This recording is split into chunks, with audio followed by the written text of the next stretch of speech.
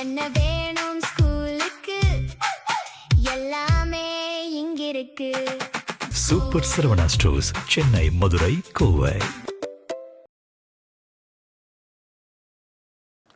அமெரிக்க அதிபர் ட்ரம்ப் இன்று அவரது மகன் திருமணம் நடக்கவிருந்த நிலையில் திருமணத்துக்கு செல்லாமல் ஈரான் மீது போர் தொடர அதிகாரிகளுடன் தீவிர ஆலோசனையில் ஈடுபட்டிருக்கிறார்.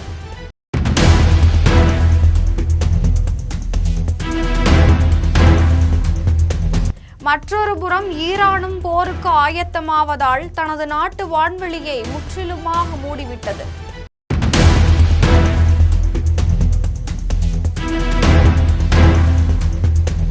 இது வளைகுடா நாடுகளில் பீதியை ஏற்படுத்தியுள்ளது.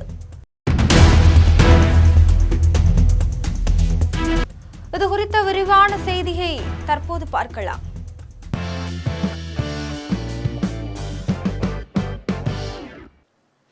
மத்திய கிழக்கு நாடான ஈரான் மீது அமெரிக்காவும் அதன் நட்பு நாடான இஸ்ரேலும் நடத்திய தாக்குதல் கடந்த மாதம் நிறுத்தி வைக்கப்பட்டிருந்தது. இதைத் தொடர்ந்து ஈரானுடன் அமெரிக்கா நடத்திய பேச்சுவார்த்தைகள் தோல்வியை தான் சந்தித்தது. ஏனென்றால் அமெரிக்க ஏகாதிபத்தியம் விதித்த நிபந்தனைகள் ஈரானால் ஏற்றுக்கொள்ள முடியாதவைகளாக இருந்தன. இதேபோல் ஈரான் விதித்த நிபந்தனைகளையும் அமெரிக்காவால் ஏற்க முடியாமல் போனது. இதனால் இரு நாடுகளுக்கு இடையே ஒருமித்த கருத்து எட்டப்படாமல் சிக்கல் நீடித்து வந்தது. அமெரிக்கா ஈரான் நாடுகளிடையே பாகிஸ்தான் மத்தியஸ்தராக செயல்பட்டு வருகிறது. பாகிஸ்தான் இராணுவ தளபதியான முனீர் ஈரானுடன் பேச்சுவார்த்தை நடத்துவதற்காக டெஹ்ரான் சென்று இருக்காரு. அதே நேரத்தில் ஈரான் மீது தாக்குதல் நடத்த அமெரிக்கா தயாராகி வந்துகிட்டு இருக்கு.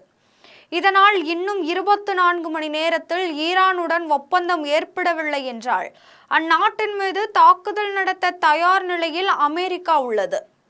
ஈரான் மீது புதிய தாக்குதல்களை தொடுப்பது குறித்து அமெரிக்க நிர்வாகம் பரிசீலித்து வந்த நிலையில அந்நாட்டு இராணுவம் மற்றும் உளவுத்துறையை சார்ந்த அதிகாரிகளுக்கான விடுமுறைகள் ரத்து செய்யப்பட்டிருக்கு.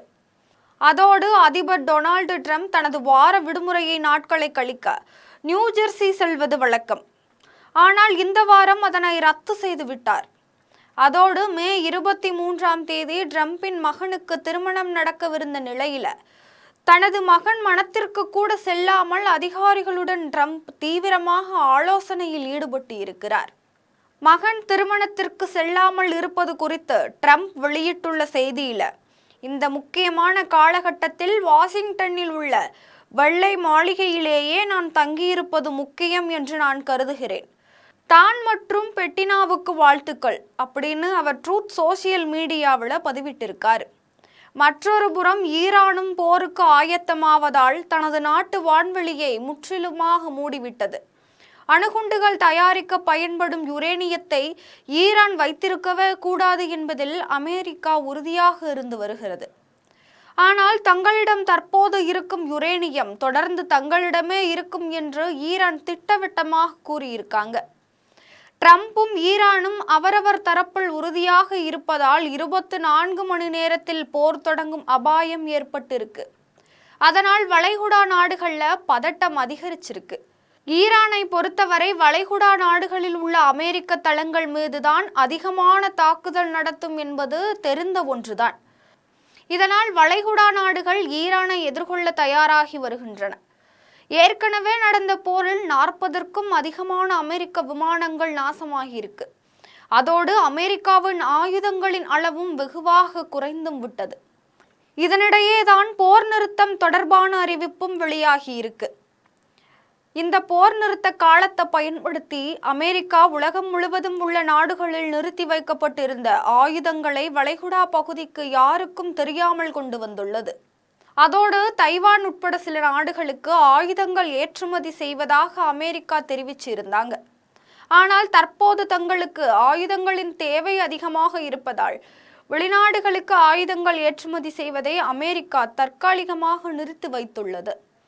இதிலிருந்து அமெரிக்கா பெரிய அளவில் ஈரான் மீது தாக்குதல் நடத்த தயாராகி இருக்காங்க அப்படிங்கிறது உறுதியாகி இருக்கு.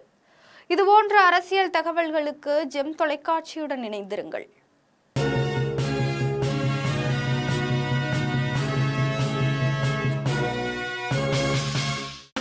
வேணும் ஸ்கூலுக்கு எல்லாமே இங்கிருக்கு சூப்பர் சரவணா ஸ்டோர்ஸ் சென்னை மதுரை கோவை